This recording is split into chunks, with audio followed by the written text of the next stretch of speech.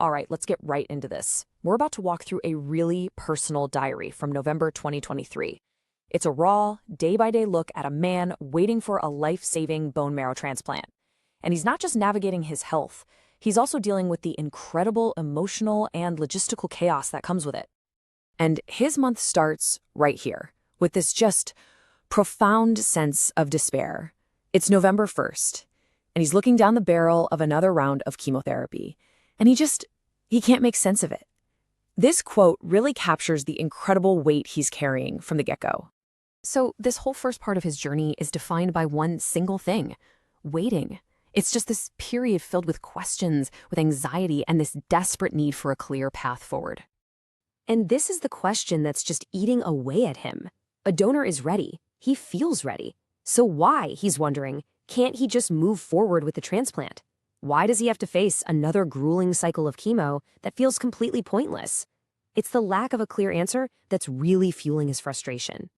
But then, on November 2nd, a little bit of a reprieve. The doctor decides against putting him in the hospital right away. Instead, the plan is to take a marrow sample and then check back in later in the month. It's not the final answer he wants, but for the first time in a while, the plan actually feels logical. And that brings this huge wave of relief. He gets to go home. So now we get into the reality of his physical condition, which is really a story of contradictions. On the surface, things are looking pretty good. But underneath it all, his body is keeping a running tally of every single treatment it's been through. I mean, his blood work, for example, is excellent. His hemoglobin is at 11.5.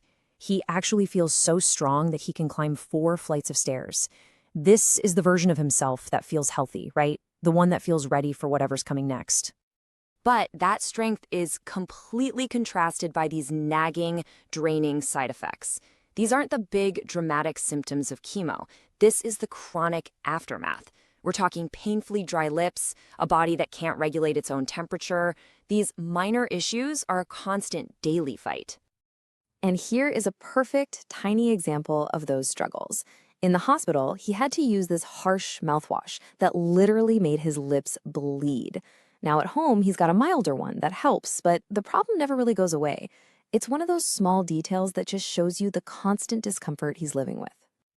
And yet, through it all, his body is showing this incredible resilience. He makes a note that he can now carry the groceries up the stairs with less effort. He's even climbing 2 steps at a time again. It's a slow, painstaking recovery, but you know what? It's happening. But his fight isn't just physical. Oh no. A huge amount of his energy is spent navigating what he calls the labyrinth of bureaucracy. These invisible battles that are just as exhausting as the medical ones. Just take this whole ordeal. To sort out his work leave benefits, it takes him an hour and six phone calls. He's dealing with dropped lines, silent operators, even an arrogant one he has to hang up on. It's just this maddening process to get one simple answer. Then, another problem pops up. There's this 3-day gap he needs to cover with a doctor's note. But his doctor refuses, arguing that since he feels fine, writing a sick note would be a false declaration. So he's completely trapped in a catch-22. And the solution to all this? After all that stress, his company's HR department gives him a simple answer. Just use your vacation days. It's just a reminder of the constant creative problem-solving he has to do just to manage his daily life. So, in the middle of all this chaos, he makes a really conscious effort to find these little moments of normalcy. It's this deliberate attempt to reclaim the simple things that illness and bureaucracy are constantly trying to steal from him. It starts with the basics, just getting out for a walk, feeling his body move, and reconnecting with the world outside his 4 walls. Then, an errand as mundane as grocery shopping, well, it becomes this act of independence. It's a sign that he's slowly regaining control over his own life. He finally decides he just needs a day of freedom, so he plans this trip to the Castello di Rovara, a museum of contemporary art, just hoping for a little bit of beauty and escape. But when he gets there, the castle's closed. He eventually finds out why. The owner had passed away the night before. His reflection on this is just incredibly poignant. He acknowledges his own bad luck, sure, but he immediately pivots to empathy, writing that he feels sorry for the owner. It's just this profound moment of perspective in the middle of his own struggle. And that brings us to the final act of the month, The waiting finally comes to an end, but it's replaced by a new and very, very daunting chapter.